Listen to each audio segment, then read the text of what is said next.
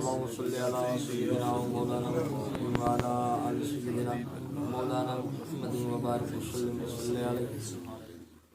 الصلاة والسلام عليك يا سيدي يا رسول الله وعلى آلك وأصحابك يا سيدي يا حبيب الله یا سیدی یا حبیب اللہ. بندہ پروردگار امت احمد نبی دوست دار چار یارم تابع اولاد علی مذہب حنفی دارم ملت حضرت خلیل خاک پائے غوث اعظم تیرے سایہ ہر ولی. لائق صد عزت و احترام و تکریم معزز سامعین، آج کی ہماری ماہانہ خوبصورت ذکر پاک کی محفل اور حضور علیہ السلام کے ذکر کی اس محفل کے اندر آپ اور میں اللہ کی توفیق سے اور محبوب علیہ السلام کی نگاہ کرم سے حاضر ہیں. قرآن مجید کی جو آیہ کریمہ میں نے تلاوت کی، اہل اسلام کے بچے بچے کو وہ آیہ کریمہ یاد ہے، اور اس آیہ کریمہ کے سننے کے بعد کیا کیا جاتا ہے وہ ہر مسلمان جانتا ہے. حدیث رسول کے اندر میرے کریم نبی صلی اللہ علیہ وآلہ وسلم نے درود پاک کی بڑی عظمت کو بیان کیا ہے، اور جو بندہ یہ کام کرتا ہے اس کی دنیا بھی سنور جاتی ہے اور اس کی آخرت بھی سنور جاتی ہے.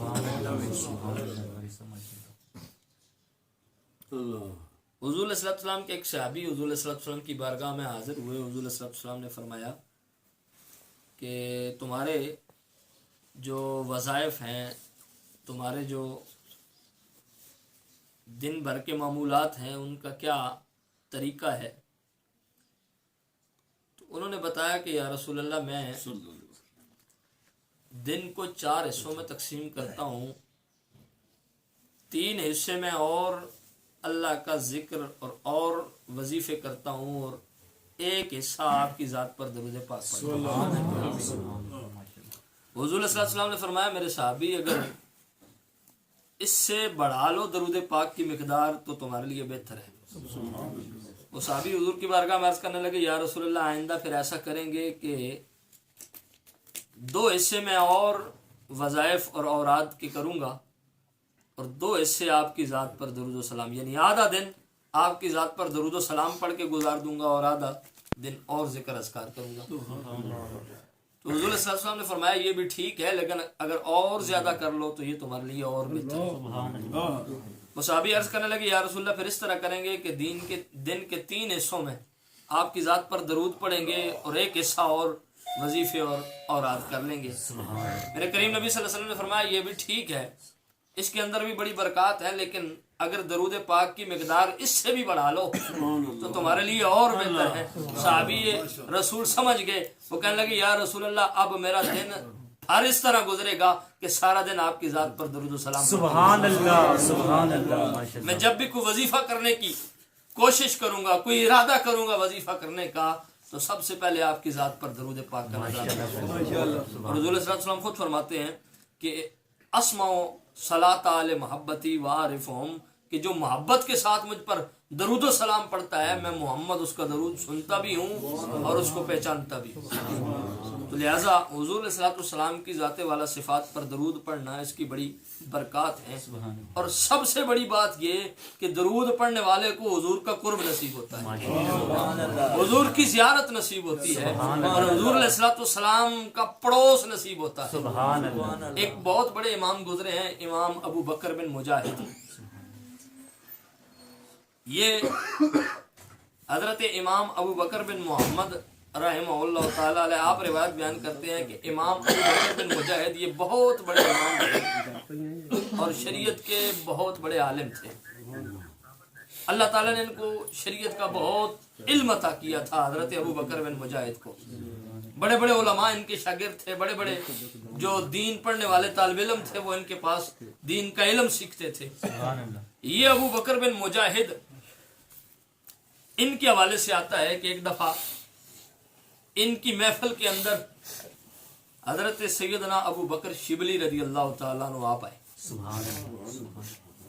تو حضرت ابو بکر بن مجاہد یہ بہت بڑے امام تھے اور اللہ تعالیٰ نے اتنا ان کو دین اور شریعت کا علم عطا فرمایا تھا کہ اگر بادشاہ وقت بھی آ جاتا تو یہ اس کے لیے بھی کھڑے نہیں ہوتے تھے. لیکن جب حضرت سیدنا ابو بکر شبلی آئے نا تو ابو بکر بن مجاہد جہاں پر حضور کا علم پڑھا رہے تھے, حضور کے دین کا علم پڑھا رہے تھے, وہاں سے ابو بکر بن مجاہد کھڑے ہو گئے. اور حضرت ابو بکر بن مجاہد کھڑے ہو کر سب سے پہلا کام یہ کرتے ہیں کہ حضرت ابو بکر شبلی کو اپنے سینے سے لگاتے ہیں, ہاتھ چومتے ہیں اور ہاتھ چومنے کے بعد پھر ماتھا چومتے ہیں. یہ معاملات ہو گئے. ان کو بڑی عزت کے ساتھ بٹھایا, گفت و شنید ہوئی, بات چیت ہوئی. حضرت ابو بکر شبلی واپس تشریف لے گئے. شاگردوں نے بعد میں سوال کیا کہ جناب آپ وہ ہیں کہ اگر بادشاہ وقت بھی آتا ہے تو آپ اس کے ادب کے لیے نہیں کھڑے ہوتے, اس کے استقبال کے لیے نہیں کھڑے ہوتے, اور ابو بکر شبلی آیا تو آپ کھڑے بھی ہوئے ہیں, ہاتھ بھی چومے ہیں, ماتھا بھی چوما ہے, اس کی وجہ کیا ہے؟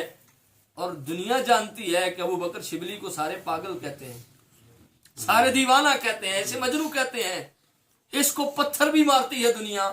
لیکن جس کو دنیا پتھر مارتی ہے, پاگل سمجھتی ہے, مجنوں سمجھتی ہے, آپ اس کے ہاتھ بھی چومتے ہیں, ماتھا بھی چومتے ہیں, اس کے لیے کھڑے بھی ہو جاتے ہیں اور اس کو اس جگہ پہ بٹھا دیتے ہیں جہاں آپ خود بیٹھے ہوئے ہیں. بادشاہ وقت آ جاتا ہے آپ کھڑے نہیں ہوتے. فرمایا اصل میں مسئلہ یہ ہے کہ میں نے رات کو خواب میں حضور کی زیارت کی ہے, مجھے رات کو خواب میں حضور کا دیدار ہوا ہے, اور حضور کریم نبی صلی اللہ علیہ وآلہ وسلم نے جو ابو بکر شبلی کے ساتھ کیا ہے وہی میں نے کیا ہے. میں نے خواب میں حضور کو دیکھا کہ حضور کی کچہری لگی ہوئی ہے اور حضرت ابو بکر شبلی حضور کی کچہری میں باہر سے تشریف لے کر آتے ہیں, اور جو ہی ابو بکر شبلی حضور کی محفل میں آتے ہیں ابو بکر شبلی کے استقبال کے لیے حضور کھڑے ہو جاتے ہیں. سبحان اللہ. ابو بکر شبلی کو حضور سینے سے لگاتے ہیں, پھر ماتھا چومتے ہیں اور حضور اپنے ساتھ بٹھا لیتے ہیں. میں نے حضور سے سوال کیا, یا رسول اللہ یہ ابو بکر شبلی کو اتنی عزت کیوں دی ہے؟ ہمارے علاقے میں رہتا ہے, ہمارے پڑوس, ہمارے ساتھ رہنے والا ہے, دنیا ایسے پاگل اور مجنوں کہتی ہے, چھوٹے چھوٹے بچے اسے پتھر مارتے رہتے ہیں دن بھر, اور آپ سینے سے بھی لگاتے ہیں, ماتھا بھی چومتے ہیں. تو حضور نے فرمایا کہ اے ابو بکر بن مجاہد, دنیا ایسے پاگل سمجھتی ہے لیکن یہ میرا دیوانہ ہے. سبحان اللہ. دنیا ویسے پاگل سمجھتی ہے لیکن یہ میرا دیوانہ ہے, یہ مجھ سے ٹوٹ کر محبت کرتا ہے, اور اس کا ایک عمل مجھے بڑا پسند ہے, اس کا ایک طریقہ مجھے بڑا پسند ہے. اور فرماتے ہیں کہ میں نے حضور سے پوچھا, یا رسول اللہ اس کا کون سا عمل ہے جو آپ کو پسند ہے؟ فرمایا جب یہ فرض نماز پڑھ لیتا ہے نا تو اس کے بعد قرآن مجید کی سورہ پاک سورہ توبہ کی آیہ کریمہ کی تلاوت کرتا ہے کہ لقد جاءکم رسول من انفسکم عزیز علیہ ما عنتم حریص علیکم بالمؤمنین رؤوف الرحیم. اور یہ آیہ کریمہ پڑھنے کے بعد پھر پڑھتا ہے صلی اللہ علیہ یا محمد, صلی اللہ علیہ یا محمد, صلی اللہ علیہ یا محمد. یہ اس کا معمول ہے کہ ہر نماز کے بعد 3 مرتبہ مجھ پر درود پڑھتا ہے, 1 مرتبہ وہ آیہ کریمہ تلاوت کرتا ہے, اور جو یہ کام کرتا ہے وہ مجھے بڑا اچھا لگتا ہے. میرا بیٹا, میں ابو بکر شبلی کا ویسے ماتھا نہیں چوم رہا, میں نے مصطفیٰ کو یہ کام کرتے ہوئے دیکھا ہے تو اس لیے ان کا ماتھا چوم رہا ہوں. تو دوستان محترم, درود پڑھنے کی یہ برکتیں ہیں کہ بندے کو مصطفیٰ کا قرب نصیب ہوتا ہے, اللہ کے نبی کی قرب اور معیت نصیب ہو جاتی ہے. اور یہ درود پاک بہت بڑی عظمت والا وظیفہ ہے. حضرت سیدنا آدم علیہ السلام جب آپ کو اللہ نے زمین پر اتارا نا تو حضرت سیدہ حوا سلام اللہ علیہ آپ کو بھی اتارا گیا. تو حضرت سیدنا آدم علیہ السلام نے سیدہ حوا کو ہاتھ لگانے کی کوشش کی, قریب جانے کی کوشش کی, تو فرشتوں نے روک دیا. حضرت سیدنا آدم علیہ السلام کو فرمایا کہ آپ نکاح کے بغیر اس عورت کے قریب نہیں جا سکتے. نکاح ہو گیا. اب حضرت آدم نے ہاتھ بڑھانے کی کوشش کی تو فرشتوں نے پھر منع کر دیا کہ اس کا حق مہر ہے, وہ آپ کو ادا کرنا پڑے گا, پھر آپ اس کے قریب جا سکتے ہیں. تو حضرت آدم علیہ السلام نے پوچھا کہ ان کا حق مہر کیا ہے؟ فرمایا حضور کی ذات پر 20 مرتبہ آپ درود پڑھیں, یہی حق مہر ادا ہوگا. تو جو حضرت سیدہ حوا اور سیدنا آدم علیہ السلام کو قریب لانے کا باعث بنی چیز وہ حضور کی ذات پر درود, وہ حضور کی ذات ہے. تو پتہ یہ چلا کہ مصطفیٰ کائنات میں آئے اس لیے ہیں کہ جو دور ہیں ان کو قریب کر دے، جو اجڑے ہوئے ہیں ان کو بسا دے. اور نبی کا کام ہی ہوتا ہے کہ اجڑے ہوئے کو بسا دیتا ہے، جو دور ہوتے ہیں ان کو قریب کر دیتا ہے. اور جوڑنا یہ نبی کا کام ہوتا ہے، توڑنا یہ نبی کا کام نہیں ہوتا. تو حضور نے آدم علیہ السلام اور حضور کی ذات پر درود پڑھنے کی وجہ سے سیدہ حوا حضرت سیدنا آدم علیہ السلام پر حلال ہو جاتی ہیں، اور آپ کو جو حق مہر ادا کرنا پڑتا ہے وہ حضور کی ذات پر درود پڑھ کے ادا کرنا ہے. حضرت سیدنا آدم علیہ السلام کا یہ عمل رب کو کتنا مقبول ہے، کتنا رب کو پسند آیا کہ 20 مرتبہ حضور کی ذات پر درود پڑا، فرمایا ہم نے ہوا کو تیرے اوپر حلال کر دیا. آج مجھے سمجھ نہیں آتی، لوگ کہتے ہیں جی یہ 11ویں کے لنگر کیوں پکاتے ہو، یہ میلاد کے لنگر کیوں پکاتے ہو. ان بدبختوں کو سوچنا چاہیے کائنات کے اندر کوئی انسان مجھے بتا دو کہ وہ آدم اور حوا کی اولاد سے علاوہ ہو. جس نسل سے ہے، کالا ہے، گورا ہے، عربی ہے، اجمی ہے، جس ملک کا جس خطے کا رہنے والا ہے، کسی نہ کسی طریقے سے کہیں نہ کہیں اس کا سلسلہ جا کے آدم علیہ السلام پر ختم ہو جائے گا. اس کے باپ آدم علیہ السلام بنے گے، اس کی ماں سیدہ حوا بنے گی، اور سیدہ حوا کے حق مہر میں حضور کی ذات پر درود پڑھا گیا ہے. گویا رب یہ بتانا چاہتا ہے کہ کائنات کے اندر جتنے بھی انسان ہیں وہ ہیں ہی میرے مصطفیٰ کی ذات پر درود کا صدقہ. کوئی شک نہیں. وہ میرے مصطفیٰ کی ذات پر درود پڑا گیا میرے محبوب کے نام کا صدقہ ہے. اگر میری محبوب کی ذات پر درود نہ پڑا جاتا تو سیدہ حوا حضرت آدم پر حلال نہ ہوتی، حضرت آدم سیدہ حوا کے قریب نہ جاتے، پہلا انسان ہی پیدا نہ ہوتا تو پھر نسل انسانی کہاں سے چلتی. فرمایا یہ سارے انسان ہیں ہی مصطفیٰ کے کرم کی برکت سے، مصطفیٰ کے درود کے صدقے سے. سبحان اللہ. حضور کریم نبی صلی اللہ علیہ وآلہ وسلم کی ذات والا صفات پر درود پڑھنا اتنی برکت کا حامل ہے اور اتنی عظمتوں کا حامل ہے کہ حضرت امام صفوری نزہۃ المجالس کے اندر لکھتے ہیں، بڑی خوبصورت بات آج میں نے پڑھی، میں بڑا حیران رہ گیا. وہ کہتے ہیں کہ حضور علیہ السلام حضرت انس بن مالک رضی اللہ تعالیٰ عنہ راوی ہیں حدیث پاک کے، فرماتے ہیں کہ چھوٹا بچہ جب پیدا ہوتا ہے نا تو اس کی والدہ اور والدین کو، یہ آپ گھر میں جا کے بتائیں بھی، اس کی والدہ اور اس کے والد کو چاہیے کہ اس چھوٹے بچے کو 1 سال تک اس کے رونے پر چھڑکے نہیں. اس چھوٹے بچے کو 1 سال تک وہ روتا ہے رونے دیں، اسے ڈانٹے نہیں، پیار سے چپ کرا سکتے ہیں کرا لیں، لیکن 1 سال تک اس چھوٹے بچے کو اگر وہ روئے تو اسے چھڑکنا نہیں. حضرت انس فرماتے ہیں مجھے نبی اکرم صلی اللہ علیہ وسلم نے بتایا کہ وہ جو بچہ پیدا ہوتا ہے وہ پہلے 4 مہینے جو روتا ہے ہمیں وہ روتا ہوا نظر آتا ہے، دراصل وہ لا الہ الا اللہ کا ورد کر رہا ہے. فرمایا ایسے شخصیت جو لا الہ کا ورد کر رہی ہو اسے ڈانٹنا نہیں چاہیے، اسے چھڑکنا نہیں چاہیے، اس لیے اس کو پیار سے خاموش کرائیں. اگر ہوتا ہے تو ٹھیک، نہیں تو وہ اللہ کا نام بلند کر رہا ہے، اسے کرنے دیں. سبحان اللہ. اور فرمایا دوسرے 4 مہینے، سال کے 12 مہینے ہوتے ہیں نا، فرمایا دوسرے 4 مہینے اگر وہ روتا ہے تو اس کا مطلب ہے وہ حضور کی ذات پر درود پڑھ رہا ہے. تمہیں اس کا رونا محسوس ہوتا ہے، تمہیں اس کی بولی سمجھ نہیں آتی، لیکن وہ روتا نہیں ہے، وہ مصطفیٰ کی ذات پر درود پڑھتا ہے. اور فرمایا تیسرے 4 مہینے، اب چونکہ 4 ملا کے سال بنتا ہے، فرمایا تیسرے 4 مہینے اگر وہ روئے تو اس کو چھڑکنا نہیں ہے، کیونکہ وہ روتا نہیں ہے، وہ اپنی آواز کے اندر اپنے والدین کی بخشش کی دعا کرتا ہے. ماشاء اللہ جی.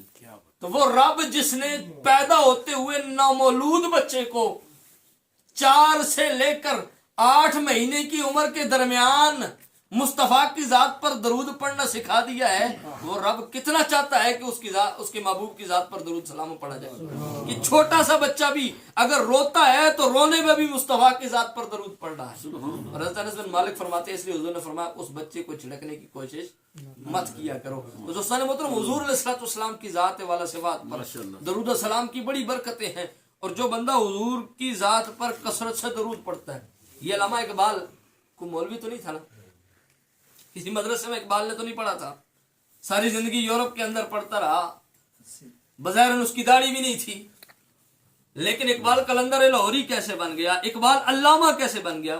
لوگ تو مدرسے میں جاتے ہیں، مفتی بنتے ہیں، 8-8 10-10 20-20 سال کتابیں پڑھتے ہیں، پھر جا کے عالم بنتے ہیں، علامہ بنتے ہیں، فہامہ بنتے ہیں. یہ اقبال علامہ کیسے بن گیا؟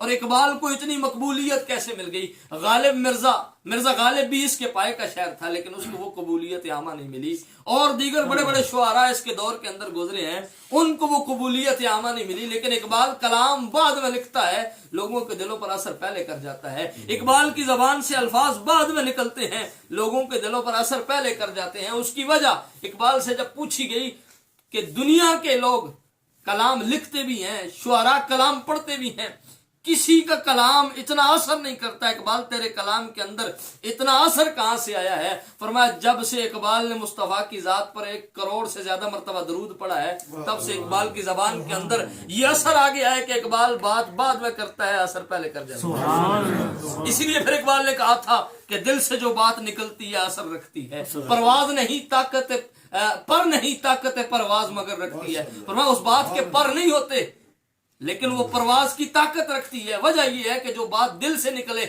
اور جو محبت کے ساتھ